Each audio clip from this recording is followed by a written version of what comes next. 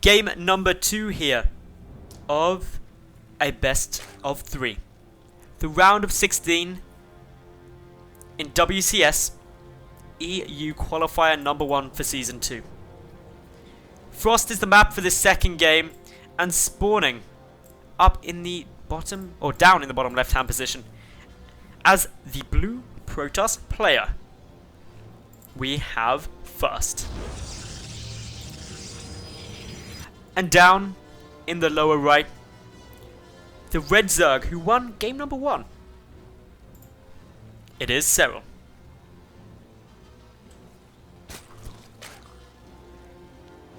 Game 1, Serral played awesome. I'm really impressed with his play. It's, I believe, the first time I've cast him. And it was spectacular. He was just so well controlled. His build was beautiful. And he just shut down First without even...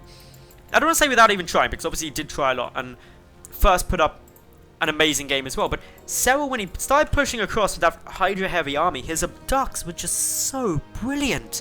Right on the mark. And he just made it look convincing, which is not something that is easy to do. Gonna be interested to see what First does this game. He did open a Forge Fast Expand, game number 1, but this game looks to be opening with a Nexus first. Over on Serral's side though, he's opening Pool first, just to keep things nice and safe, and may then go Hatch.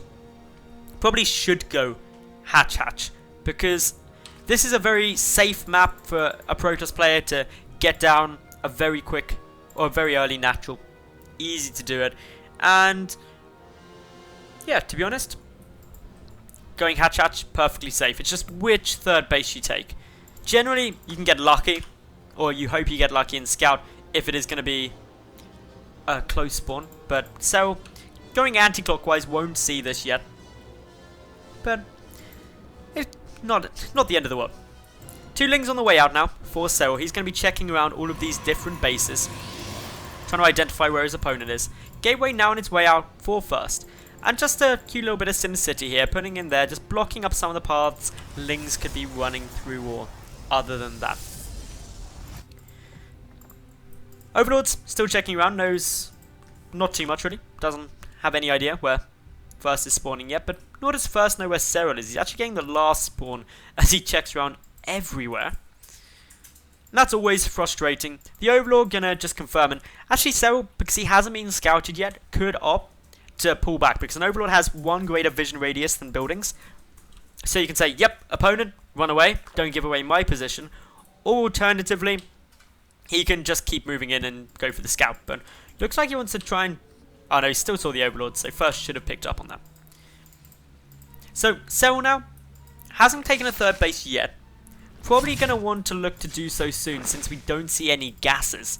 If you do see a gas, that's usually when you can assume that there won't be a super quick third. It's something Tefl often plays with, but the other option, of course, is you just get 2 gases at once. Nice and fast. A lot of it will work out on what you've seen. So early natural base there can be assumed. Gonna get a quick check around to see what other tech there is, how many gases there are, how much gas has been mined. So we're likely to be just checking that sort of thing. So, both of these 2 players have got into the mid game very comfortably, very safely, and they don't have to panic, to be honest now. Neither have seen that the other is about to try and kill them or do something disastrous. The next big question is really which third base Serral takes. I'm guessing it's going to be this one, and this is the safe choice on the third base you go for. It's easier to hold, it's expanding away from your opponent. Some players, though, might take this third. It allows you to reinforce faster if you're going to be aggressive. We've got a Roach Warren now on its way. A good choice. You want to make sure that you can deflect this early pressure coming through, which Serral has seen. He's also adding in a couple of Lings. No third base yet, and this drone will unfortunately die. Actually, no, he gets away. Nice save, and this Stalker is actually going to be the one that falls. There's no speed with these Lings earlier, so a beautiful surround there. A Queen gets a little bit caught out of position. Shouldn't die to the Mothership Core, and the Zealots chasing take a decent amount of damage. Second Queen coming up, and Serral deflects this pressure beautifully. Didn't even need any of those roaches. His third base is a bit later than you'd like, but that's understandable. So the economic edge, early game, does sit with First. But First, by getting that economic edge going Nexus first, he's delayed his tech a bit, so the robotics facility only just now coming down. Whereas Serral, he's had 2 gases up for quite a while now, his layer's already finished up, so he sacrificed a bit of that early economy to get earlier tech and upgrades.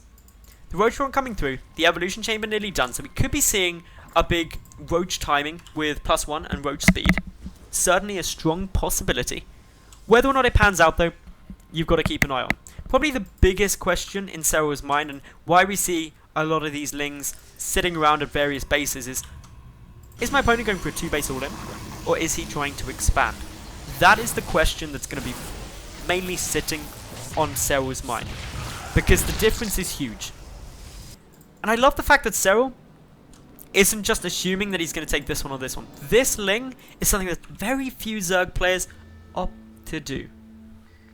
But Patrol Command going around all of these possible additional expansions just to make sure that there is absolutely no way First can expand or take a ninja base without Serral knowing.